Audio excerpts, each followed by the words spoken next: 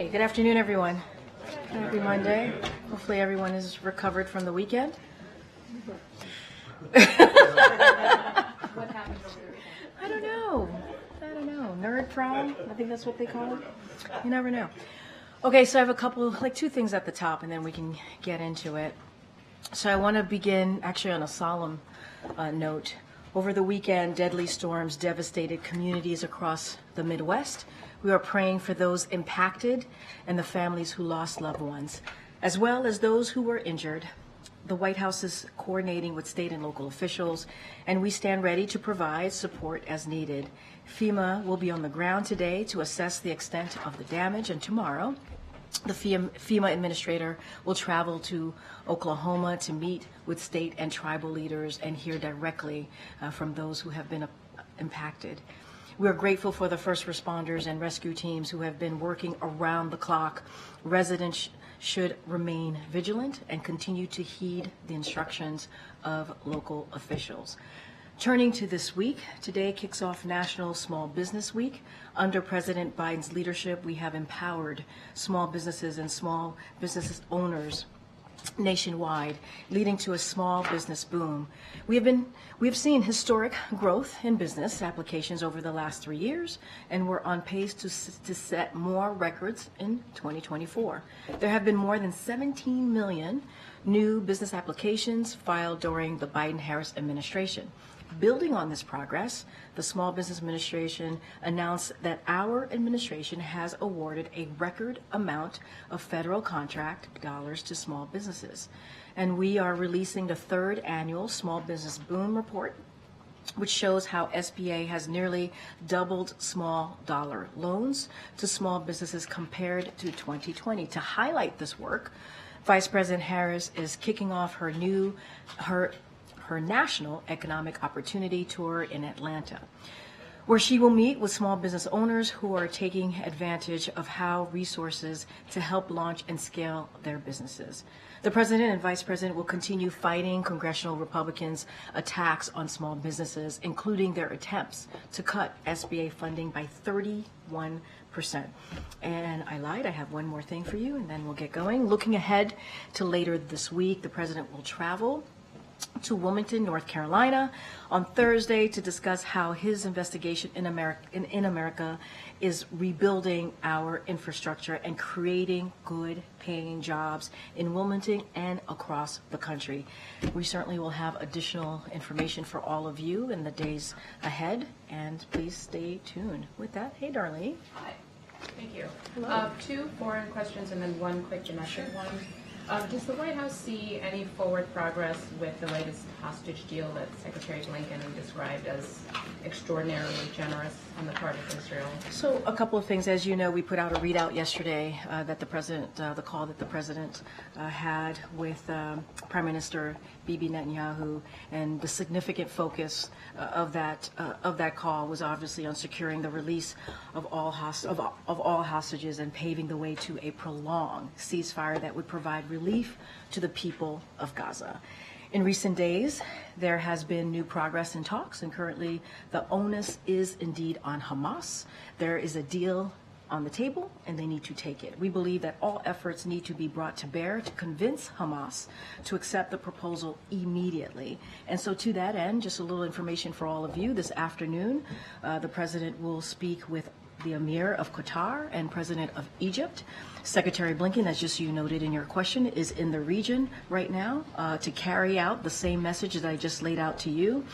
This has been a sustained effort, and the United States is not alone in this effort. You saw our joint statement, the joint statement last week with the 17 other world leaders demanding that Hamas release our citizens without delay. And so we're going to continue to have those conversations. It is a priority. It is a priority to get those hostages home. It is a priority to get to a ceasefire, and is obviously a priority to get that all-important humanitarian aid into Gaza. Would the U.S. or the White House see any potential arrests by the ICC as an aggravating factor in the negotiations? So we've been really clear about the ICC investigation. We do not support it. We don't believe that they have the jurisdiction, and I'm just going to leave it there for now. On U.S. and Mexico, the joint statement from President Biden and López Obrador today talked about agreeing to implement immediately concrete measures to significantly reduce irregular border crossings. Have those concrete measures already been agreed to, and can you give any detail on what they are? Yep, as you just mentioned, the president and the president of Mexico, our president and the president of Mexico spoke yesterday. There was a joint statement that we put out. I'm going to be really careful here. I'm not going to get ahead of what was laid out in the statement. But this is, I would say, this is a continued commitment to strengthening the bilateral relationship that we have and the regional cooperation. And let's not forget that regional cooperation will benefit us here in the United States, but also the people of Mexico. So I'm not going to go beyond the readout, that joint statement that came out. Following up on that, Darlene mentioned Secretary Blinken did describe this new proposal as extraordinarily generous. Can you explain a little what he meant by that? What about this new proposal is so generous? I'm not going to characterize the proposal. I'm not going to get into any of the specifics, but what we believe is that now is the time for Hamas to take this deal. It is on the table. It is way past time to get these hostages home. It is way past time to get to a ceasefire, and we need to make sure we continue to get that humanitarian aid. As we know, it is a dire situation in Gaza. I just don't have anything to share beyond what the Secretary spoke to. He's going to obviously meet with regional partners as he's there to continue that pressure, to continue that conversation, to continue that diplomacy that's needed in this time. But Hamas needs to take this deal. And on another continuing conversation, is there any update on this in-person meeting between Israeli and U.S. officials that keeps being pushed down? Are you talking about the Rafah, Yes. in regards to the Rafah operations? Look, as you know, Israel has a lot on their plate. They had to deal with what occurred with Iran, and so they've been pretty busy, and in the last couple of weeks, having to protect their security. And so we have had 2 virtual meetings that Jake Sullivan, the National Security Advisor, has led. We believe that they've been productive. We believe that the Israeli government is taking our concerns into account, and those conversations are going to continue. But is it still your expectation that there will at some point we would like to have an in-person meeting. That is certainly what we would like to do. But in the meantime, we've had 2 important virtual meetings, and in the readout yesterday, we mentioned that the Rafah potential Rafah operations did come up between the 2 leaders in their conversation. And just on another topic where obviously everyone's watching today what's going on at Columbia University, has the president or anyone from the White House spoken to university leadership? Is the president satisfied with how they're handling the situation? So I will say this. Look, and we've said this many times, this is nothing new. The president has always been clear that while Americans have the right to peacefully protest, that's something that we believe here in this administration. He stands squarely against any rhetoric, violent rhetoric, any hate threats. And physical intimidation and hate speech. Obviously, we believe, and we have said, anti-Semitism is dangerous. It is hate speech, and it is abhorrent. And there is no place for anti-Semitism on campuses or anywhere else. It is a painful moment. We get that. We get that it is a painful moment that Americans are dealing with. And free expression has to be done within the law. And we're going to continue to be very clear about that. That has not changed. We've been very consistent. Thanks, Karine. Does the White House have a reaction to the Central Kitchen's decision to restart operations in Gaza? Can I just first say that the work that humanitarian aid workers do is brave, is incredibly important, and it is good to hear that they are going back to do the brave work that they continue to do, not just in Gaza, obviously in Haiti and Sudan and many other places around the globe, and so we're happy to hear that. As you know, the president had a conversation with the prime minister about making sure that we deconflict and protect the lives of humanitarian aid workers as they're out there being brave, offering assistance to Palestinians in Gaza. And so we have seen some steps being taken by Israel to do just that, and we will always encourage and continue to have those discussions with Israel to do more.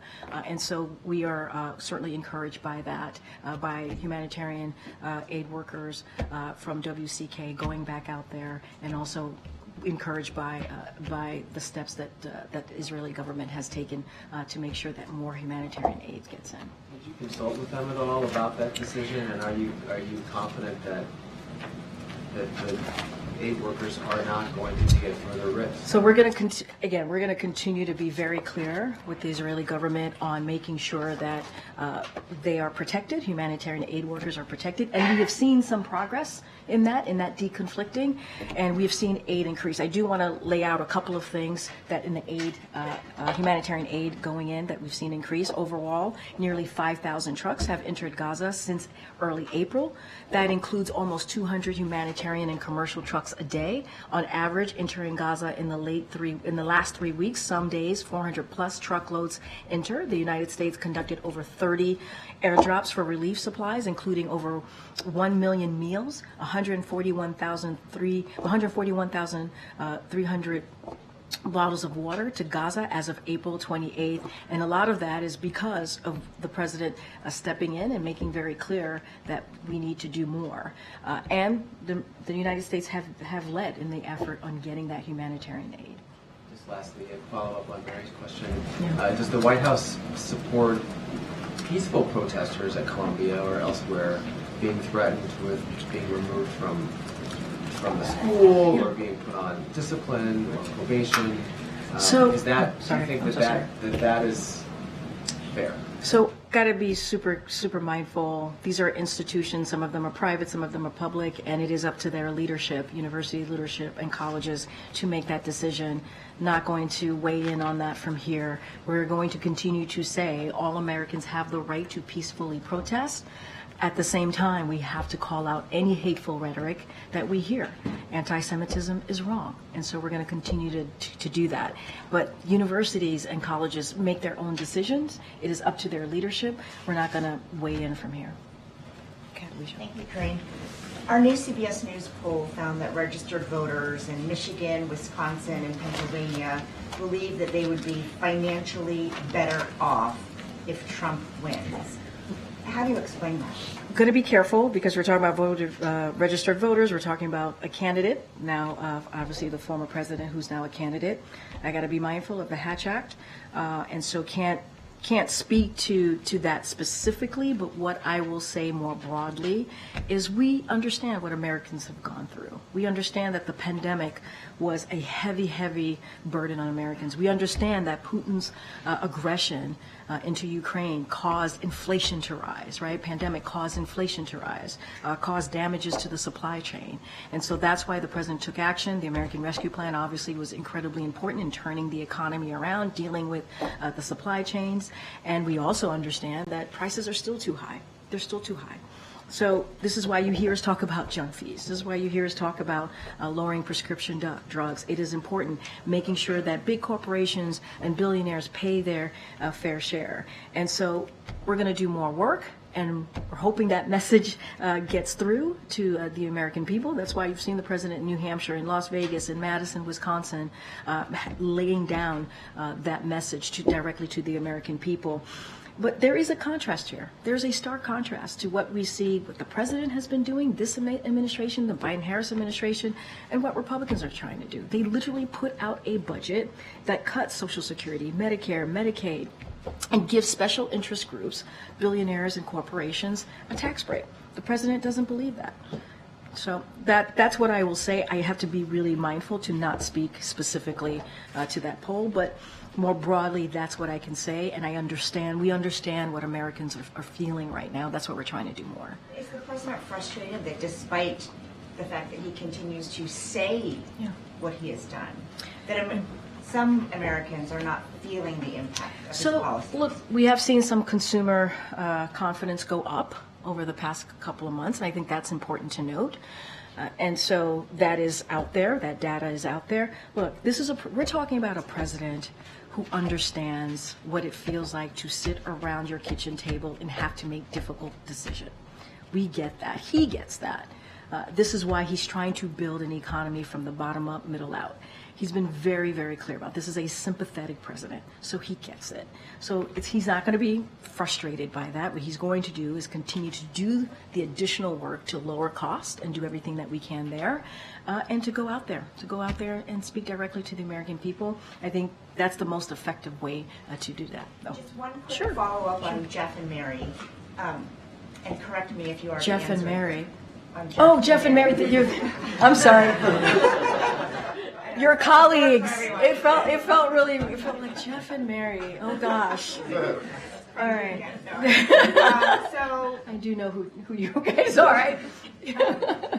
I'm sorry if I missed this, but Yeah. is the answer no? The administration has not been in touch with anyone at Columbia. I don't have any readout. I should have answered that in I believe that was Jeff's question. I don't have any calls to read out to you of conversations with any university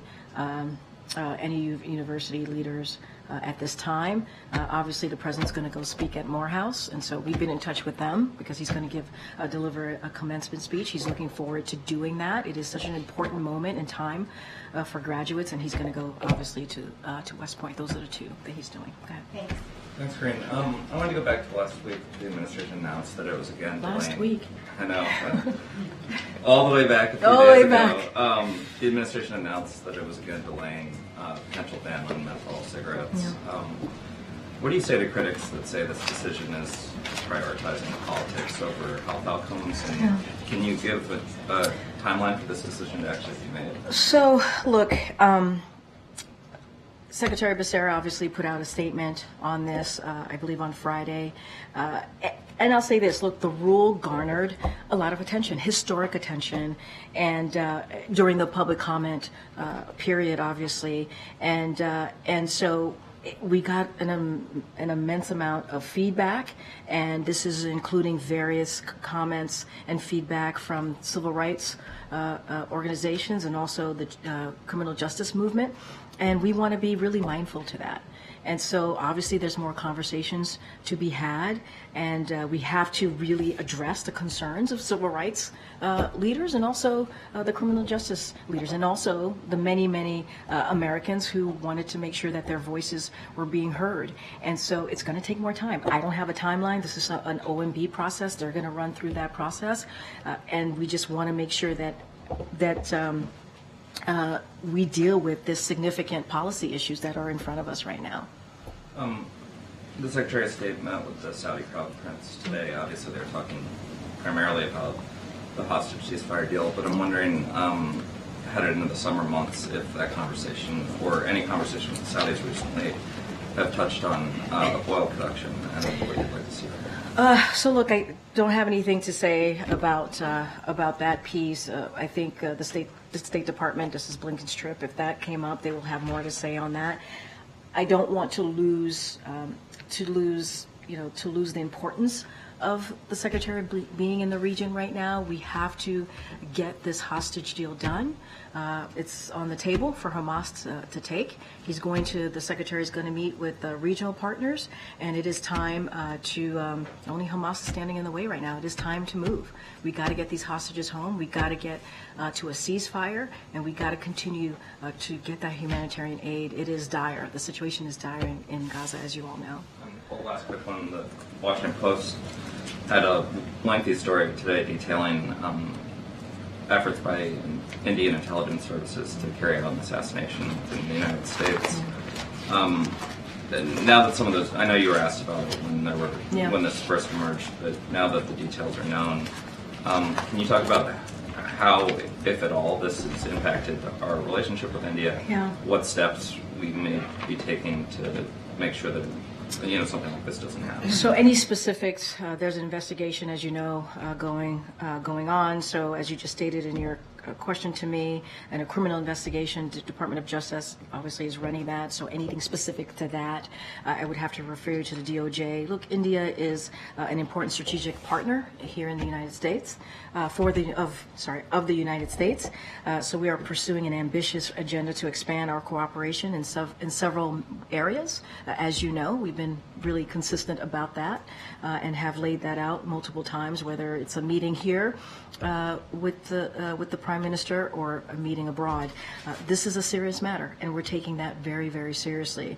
The government of India has been very clear with us that they are taking this seriously and will investigate, and we expect that accountability from the government based on that. And so, but we're going to continue to raise our concerns. That's not going to stop. We're going to continue to raise our concerns directly with the Indian government. Okay, Gabe. Karine, with regards to the ICC's potential warrants, I know you said that it's the White House's position that the ICC does not have jurisdiction, but did the issue come up yesterday during the President's call with Prime Minister Netanyahu?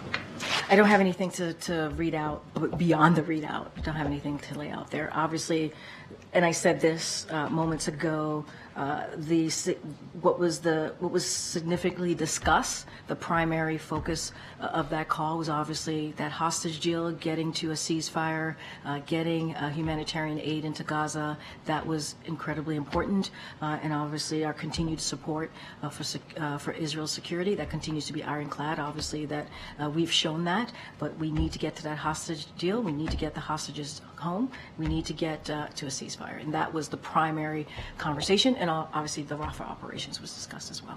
Is the U.S. directly involved in any diplomatic effort to prevent those warrants from being issued? I don't have anything beyond that. Look, we just don't. We don't believe it's in the ICC jurisdiction in this situation. We do not support the investigation, and I think that kind of answers that question when we say we do not support this and we do not believe it's in their jurisdiction, ICC's jurisdiction. Excuse me. No, sorry. I'm sorry. No. Just have a little bit to say. It was okay. Okay, go ahead. Switching gears to another topic and following up on what you said earlier about the protests in Colombia. Earlier you talked about how you didn't want to comment on what school administrators might do, but the protesters themselves have now defied a 2 p.m. deadline. Should they leave? The protesters themselves have? Yes, there was a deadline for them to leave by 2 p.m. and they have not done so. What does the White House think? You mean that Colombia has said there is a 2 p.m. deadline for them? Okay. I'm just not going to comment on leadership at colleges and universities, their decisions. That's for them to decide. We've been very clear. Americans have the right to peacefully protest, and we're going to continue to call out any type of hateful rhetoric, any type of potential hateful violence here. It has no place in America. Anti-Semitism we're going to call out. It is abhorrent, and that is hate speech. We're just going to be consistent when it comes to those types of decisions on campuses. That is something for college, universities, leadership to decide on. And finally, one more, Karine, as a dog lover yourself. Oh gosh. What does the President and the White House think about Kristi Noem's upcoming book? Yeah, I saw that. It's very sad. It's very sad. It's a sad story. That's all I have for you. It's sad. Go ahead. Thanks, Karine. More broadly, is the White House concerned about safety issues at university graduations this year? I'll say this, and I kind of said this at the top. Commencement day for college kids is such an important day. You all know that. I'm sure you all have experienced how important it is that day, not just for you or for them in this case, but for parents and loved ones who are here to celebrate. To celebrate their loved one graduating from college, and that is really important. It is important that Americans are given the opportunity to peacefully protest. We have to make sure that is something that is afforded to Americans, and respecting what commencements are truly about. Those things are really important. We hope that schools can hold commencement celebrations while respecting difficult viewpoints that we're seeing right now in these issues, and we understand that it is a painful moment. Is the White House in touch with, or the Department of Education in touch with universities to check on their planning or security measures? So I would refer you to Department of Education on that. I don't have anything to share at this time from here. Go ahead, Oswald. Thanks, Karine. What is the administration's response specifically to the use of police force in some of these college campus protests? We saw this at Indiana University, Ohio State, UT Austin. Yeah, so again, I'm going to be really repetitive here. Americans have the right to peacefully protest within the law. That is really important here. Anti-Semitism is dangerous. I know, we've seen the videos that have pretty much gone viral out there, and I can't speak to that. We may have more to say about those videos once we look into that. We'd have to look into them. Just don't have anything to share beyond that. But it is important. It is important for Americans to have the right to peacefully protest. We understand this is within the law, and we understand this is a difficult time, and we're going to call out any type of hateful rhetoric. And so does the administration think the police force or police presence we've seen so far is acceptable? Look, as far as police presence, that's up to the colleges and the universities. That's for them to decide. And we have to be able to allow Americans to peacefully protest within the law. That is important, and that's what the president wants to see. I can't comment on every case. I can't comment on everything that we're seeing out there. What I can speak to is more broadly and what we want to see and what we've called out. If I can shift gears real quick, I know there was discussion, the president himself also referenced the idea of an immigration-related executive order. Is there any update on that front?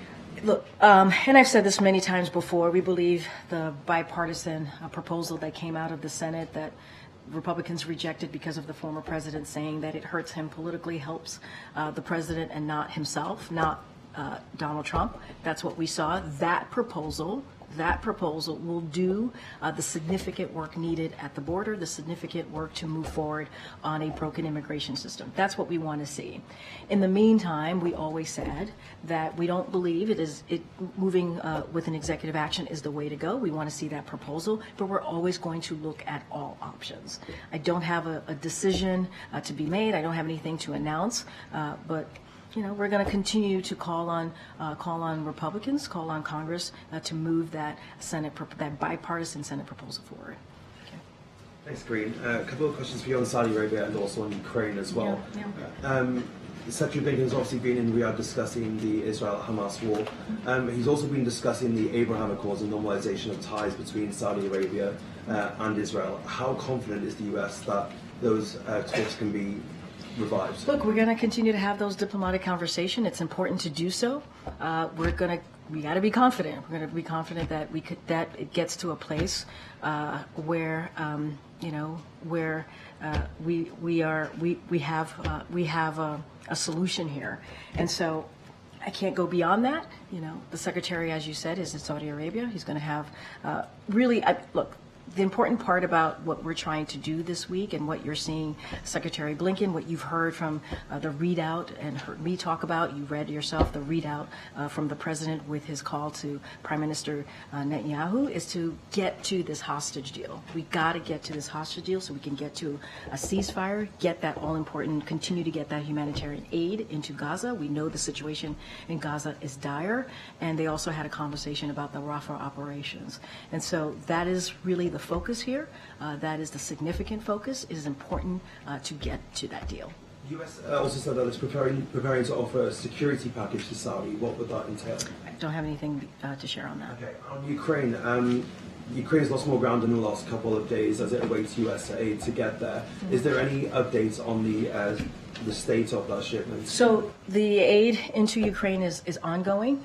They have been receiving that security assistance. I'm going to be really mindful here because there are operational security that I want to be careful. And what we hope is it gets to the front lines so that Ukraine could continue to defend itself. And like you said, they have lost ground, and so we're hoping to get that security aid to the brave people in Ukraine. And so look, it's ongoing. That aid is getting into Ukraine. I want to be really, really mindful on speaking to operational security from here, from the podium. I would refer to the Department of Defense for anything further. Okay, go ahead, Karen. Thanks, Karine. First on, as you mentioned, the Vice President kicked off her economic opportunity tour today in Atlanta, which is a majority black city. Next week she'll be in Detroit, another majority black city. It seems like the administration is trying to reach Black Americans in particular as it relates to the economy. Data suggests that Black Americans feel economically burdened and are not aware of some of the work that the administration has done. According to an Economist YouGov poll, only 22% of Black Americans feel they are they feel like they're not economically better off than they were a year ago. Does the White House believe that this tour, or hope that this tour will help change perceptions amongst Black Americans as it relates to the economy? So a couple of things. I think Weijia asked me this question, but a more broader sense of how people are feeling about the economy. And we think it's very important, the Biden-Harris administration, to go out there and to talk directly to the American people. We believe that if they hear from us, they will know exactly what we've been doing and how we've been delivering. But we also understand that people are still feeling that prices are too high. They feel that the economy is not working for them. And so we're going to lay out what we've done this past three and a half years almost in this administration. And as it relates to the Black community, when the president walked in, unemployment was above 9%. Now it's at a record low in the Black community. Now it's at a record low around 5%. That's because of the work that this president has done. Black wealth jumped up by 60%. That's important. That's because of the work that this president has done. But we understand, especially as it relates to the Black community, housing is important. We understand that prices, again, are too low. And so we're going to do the work in the Black community, yes, but also for all communities. And so having that conversation, and we believe this tour that the Vice President is going to do is important. But we're going to speak to all communities, Black communities and every other community out there who have felt what the pandemic has done and what the high inflation that came after Russia's war into Ukraine. And so we're going to continue to do the work, whether it's talking about junk fees, lowering prescription drug costs, which we've been able to do, continuing to do that, healthcare costs more broadly. This is incredibly important to this president. Just one more question. Sure. The Carnegie Endowment for International Peace has a study that came out a few days ago. Amongst a study of Black Americans, 45% feel a connection to Palestinians, which aligns with reporting and data that suggests that Black Americans see a similarity between their historical subjugation and what Palestinians are experiencing. What is the White House message to Black Americans who have distinctly supported this president and feel like his policies go against what they believe morally and see this connection to what's happening to Palestine? And it's the message that we have said to Arab Americans, Palestinian Americans, Muslim Americans, and many Americans here who are looking at this moment, and it is incredibly painful. We understand. This is a painful moment for many. And that's why White House officials, including this president, has had many conversations with communities, leaders of those communities, to hear from them, to listen to them, and to talk about how to move forward.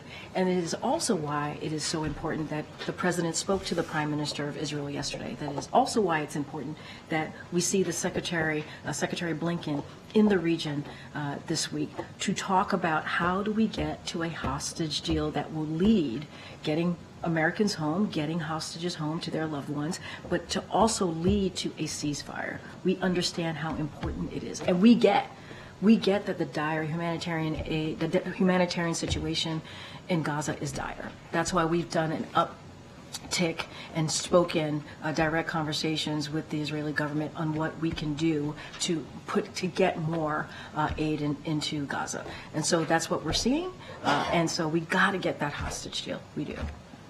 Thank you, Karine. I wanted to see if you could just elaborate on how the president is taking in some of the scenes from college campuses around the country. He doesn't have any public events on his schedule today. Is he watching some of the coverage? What's his reaction been? Well, I can tell you the president is, like he does every day, is having meetings with his senior advisors, with his team here on an array of issues. I just mentioned that he's going to have conversations with leaders in the Middle East region to talk about this hostage deal, to make sure that we get this done, get Americans home, hostages home more broadly, and make sure we get to a ceasefire. That is something that is incredibly important that Americans want to see. As you're talking about the protesters, they want to see this war end, and that's what the president wants to see, get to a ceasefire.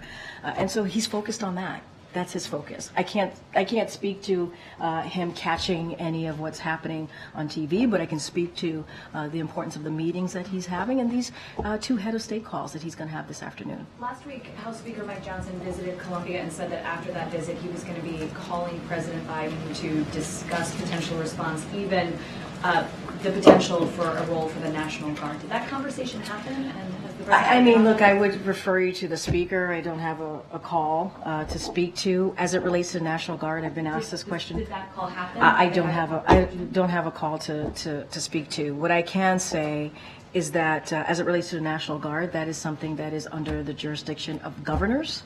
And I know if it wasn't last week, I believe it was last week actually, Governor Hochul spoke to that as it relates specifically to what's happening in New York.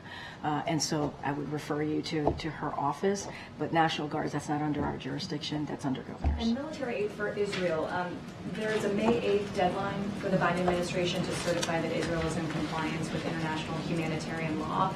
Several bureaus within the State Department have reportedly raised serious concerns over what they call Israel's non-compliance.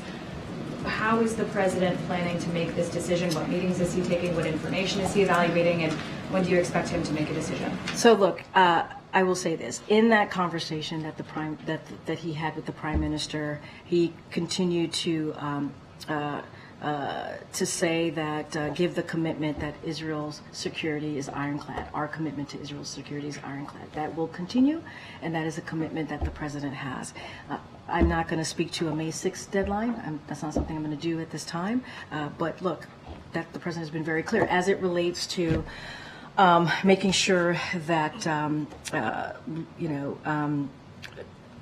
that Israel conduct their operations in Gaza to make sure that we're protecting innocent Palestinian lives. That 2 things could happen, right? 2 things can be true, which is making sure that Israel's security is ironclad. We saw what happened with Iran very recently. They live in a neighborhood that is tough, and they will continue to need that support. So 2 things can be true. We can give that commitment to that ironclad commitment, but also have those conversations with Israel about making sure that they conduct their operations in Gaza to make sure that we're protecting innocent Palestinian lives. Since the president's last call with Prime Minister Netanyahu, which was yesterday, between the call 2 weeks ago or 3 weeks ago and the call yesterday, Congress has newly authorized about $16 billion in additional military aid. Did President Biden communicate what it would take for the U.S. to begin dispersing some of that aid? Progressives have urged him to place conditions on it or to use it as leverage over Israel. Look, I've been very clear. 2 things could be true. We're going to have give our commitment to Israel's security, that is ironclad, and also have those conversations with Israel about making sure that how they conduct their operations in Gaza protects innocent Palestinian lives. Hence the conversation about Rafah operations, right? The 2 virtual calls that Jake Sullivan, our national security advisor, has led, and we're going to continue to have those conversations. It is important that we protect Palestinian lives, innocent Palestinian lives, as Israel continues to defend itself. It is important that they are able to do that, but we have to make sure that also in those conversations that they conduct their operations in a way that innocent Palestinian lives are happening. I don't have anything beyond that. We've been consistent about that. I know Jake Sullivan spoke to this just last week when he was at the podium. Okay. 2 topics, if I can. First, right before we came out here, there were reports of a shooting in Charlotte, North Carolina, involving law enforcement officials. Were you guys aware of that? No, that's actually the first time I'm hearing about that. Obviously, I want to be really mindful since I don't have all the information. We'll certainly look into that and see what's going on there. You know, police officers, law enforcement officers put their lives at risk every day, and so that is, if that is indeed true, it is very sad news. And we also know gun violence is an epidemic in this country. That's why the president's doing everything that he can to make sure that we deal with this epidemic, and by, as you know, signing 24 executive orders, starting an anti-gun violence White House office, the first ever, and passing the bipartisan legislation to deal with this. We need to do more. We need to do a lot more, and we're going to continue to ask Congress to do so. And second topic, the Affordable Connectivity Program runs out of funding this week. What is the White House plan to get this renewed? Are there conversations about trying to get this included in the FAA reauthorization? So I got a couple things that I do want to say about that. Despite despite repeated calls from President Biden, congressional Republicans have not extended the Affordable Connectivity Program.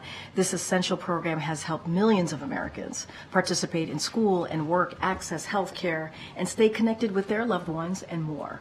We announced earlier this month that we are encouraging providers to take steps to keep their consumers connected at this crucial time by offering low-cost, no-cost plans. We'll continue to push congressional Republicans to take action, and anything else to that, I will refer to FCC. Do you see it potentially ending up with the FAA? Or this FCC? is like the last big bill that could be... I mean, look, we can continue to call on, continue to call on Congress to act here and take action, and so that's what we're going to continue to do. But obviously, we've taken some steps so that consumers can protect themselves. Okay, Danny. Thanks, Karine. Just on Rafah, the readout yesterday from the call with Netanyahu said that the president had reiterated his clear position, but didn't say what it was. Can you just clarify to us exactly what the position still is at this moment? Yeah, I mean, it hasn't changed, Danny. We have concerns about a major military operations in Rafah. We've been very clear. There are more than 1 million Palestinians in Rafah, and we believe that they need to be protected. Whatever operation they want to move forward with, and we understand there are Hamas operators in the region, and we understand that there are concerns there. And so we have shared our concerns with that, and we believe that they're going to take our concerns into account. And we're going to continue to have those conversations. There were 2 virtual meetings that were led by Jake Sullivan, as I mentioned before, but our position hasn't changed. Is the position that you have concerns about that, or that the president would oppose an operation? We have concerns. We have concerns about that, and we want to talk and discuss and continue having those conversations about what their potential plan might look like. And we believe they're going to, we're going to have further discussions, and they're going to certainly take our concerns into account. And so I'll just leave it there. You haven't had a credible plan yet. We have not seen a credible plan yet. Okay. Thank you so much. For the first time in public, the president urged Russia to release sorry, I'm going to say that again. Alsu Kurmasheva from detention in Russia. What prompted him to make this mention in public, and when will the administration declare her wrongfully detained? So, look, and you heard from the president, obviously, he talked about it during the White House Correspondents' Dinner. He believed it was an opportunity, speaking in front of all of you, to talk about what journalists have to go through and how brave it is for journalists to go out there and deliver, really deliver the news and reporting to the public. And it is important to lift that up. It is important to speak to that. We believe, and I've said this many times from this podium, journalism is not a crime. It is not a crime.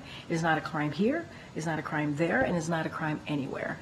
And so as it relates to her designation, that is something that the State Department has spoken about, and so we're going to just leave that to the State Department. Obviously, we've shared our concerns about her detention, and so I would refer you to them. And the State Department has shared their concerns about her detention, but it is a designation that the State Department makes.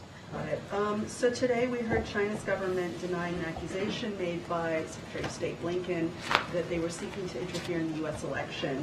Does the White House share this concern, and what are you doing to combat it? Well, the Secretary is speaking on behalf of this administration, so obviously we share those concerns. But we're going to continue to have those diplomatic conversations. Secretary, is delivered a message there, and I just don't have anything beyond that. And then finally, you just mentioned 2 head of state calls this afternoon. Yeah. Who are they? Is one of them perhaps President Erdogan, and are they still talking about a possible meeting? I don't have anything to share. I thought did you hear what I said about who he's going to be calling? The Emir, he's going to call the Emir, and Egypt. Those are the 2 he's going to call today. I know you're trying to get me to say about Erdogan. I don't have anything to share on that. Go ahead. Good afternoon. By all accounts, the FAFSA rollout was a mess. The free application for federal student aid, college or high school seniors depend on that for financial aid for college. Decision day is May 1st. Who does the president blame for the mess? Say that one more time. I'm sorry. Who does the president blame for the FAFSA mess, the free application for federal student aid out of the Department so look, of Education? We take that very seriously. Obviously, our goal has been to make it easier for very, Americans who need that relief as they're thinking about furthering their education and getting that college education. And so we want to make sure that it's easier for them to be able to get through that process, to get that much needed aid. As it relates to FAFSA, we have said, yes, the process has not gone smoothly, and we're doing everything that we can to make it go smoother. We've been, I know the Department of Education has put processes in place to make sure that that happens, and that's what we want to see. We do not want to make it more difficult for Americans to get that much needed aid. We want to make it easier. That's one of the reasons the President has talked about, student debt relief, giving Americans a little bit of breathing room. Now, obviously, this is on the other side of that. We want to make sure that Americans do have an easier process in getting that done. Does the President still have confidence in the leadership at the Education Department after all this? The President has confidence in his Education Department. Is he aware that FAFSA applications are down some 30%, We understand, impacting minority and low-income students? We understand the impact. That's why we're doing everything that we can. The Department of Education is doing everything we can to rectify that issue, and we have. Okay, John. Thanks, Karine. As a result of those ongoing campus protests in the past few days, the main commencement at USC, the University of Southern California, has been canceled. Just today, final exams have been moved at GW Law School. What's your reaction to the repercussions of these protests and how they've impacted students on these two campuses, but also likely all across the country at both private and public universities? So when it comes to decisions about commencements, decisions that universities and colleges are making, that's really up to them to make. That is a decision that they have to decide what's right for their student body, what's right for their community, and that is on them. So I want to be very clear about that. As it relates to commencement, and I've said this before, look, it is a special day. It is a very special day for students. The President's looking forward to speaking to Morehouse University. He's going to be at West Point later this month. That's something that's important to him, and he knows what families and students are feeling at this time, to wanting to celebrate that moment, especially as they're thinking about their last 4 years and moving forward. And so he's looking forward to celebrating with them. We continue to believe, and I've said this multiple times already today, is that peacefully protest. Americans should have the right to do so, to peacefully protest, whether it's at a commencement or at their school or anywhere in this country. It has to be done where we do not have hateful rhetoric, violent rhetoric. We gotta condemn those. That should not be allowed in this country anywhere. And so we're going to be consistent on that. We have been about condemning hateful rhetoric, hateful violence. Hate has no place, should have no place in America. But those are decisions that are made by colleges and universities, their leadership. Get Bill. Thank you. Two topics quickly. When the President expanded the definition of Title IX to include gender identity, a handful of states, including Florida, announced that they were directing their public school systems to ignore that policy directive. First, what's the White House's response to their objections? And then second, should we expect the administration to challenge state policies or laws that distinguish between biological males and females in high school sports? Look, there's a lot of litigations happening, so I need to be really careful. So I'll just say that every student deserves a right to feel safe in school. That's what it should be all about, strengthening and restoring vital protections that the previous administration got rid of. When you think about the Title IX updates that you've seen from this administration, and so look. Don't have much more to share outside of that. Department of Education has more information on that specific, what the new announcements that we've made, but every student deserves the right to feel safe, and I'm just going to leave it there. And a second topic, last week a Secret Service agent who was assigned to Vice President Harris's detail was removed from her duties after reportedly attacking the commanding agent in charge. Was the President made aware of that incident, and are there any steps that are being taken to ensure that the vetting is absolutely perfect so that someone in that important of a detail so I have to be really mindful and careful. That's something for Secret Service to speak to. I can't go beyond that. And I know that they put out a statement, and I believe, yes, the president is aware. All right, thank you. All right, okay. Go ahead, Monica. Karine, there are two pieces of legislation that have been introduced that would take steps to counter anti-Semitism on college campuses and more broadly. Has the White House made a determination about which one it would support, or would both? Yeah, I'm aware of those two pieces of legislation. Obviously, the president condemns anti-Semitism. I don't want to get ahead of our Office of Leg Affairs here, so need to discuss about those two particular pieces of legislation. Obviously, we've been very clear. We condemn anti-Semitism. We're going to continue to do that. It has no place. It is hate speech, and so we're going to continue to do that. I want to be really mindful about getting ahead of that. Would the White House support having anti-Semitism monitors on college campuses? I need to be super mindful. As you know, we put out a strategic plan here on dealing with anti-Semitism because we understand that it has risen here in this country, and we have to do everything we can to fight hate. And so we put together a comprehensive plan. I just want to be mindful. I have not spoken to anybody about these two particular legislation. Don't want to get ahead of the team here, but the president has been very clear, very, very clear. I've said it multiple times throughout this briefing that we condemn anti-Semitism and any form of hate. Separately, what is the White House's backup plan for the president's cancer moonshot initiative, since that funding appears not to have been replenished by Congress? Is the plan to go to the private sector for help? So, look, cancer moonshot obviously is so important to not just the president but the first lady. It is it is an issue that is incredibly personal to them, and we want to make sure that we get to a place that cancer no longer is an issue in this country. Don't have anything beyond that. Don't have anything to lay out on what the next steps are, but it is a priority for this administration. All right, thanks everybody. Oh, Michael, go ahead. Thanks, Karine. I know I was going to call you. I forgot. Just wondering how concerned is the ICC? Yeah. I'm just wondering how concerned is the administration that any potential charges against Israeli officials could maybe jeopardize the ceasefire talks? Look, I'm not going to go beyond with what I've said. We don't believe the ICC has the jurisdiction. We don't support this investigation, and I'm just going to have to leave it there for now. Thanks, Michael. All right, bye everybody. Thank you.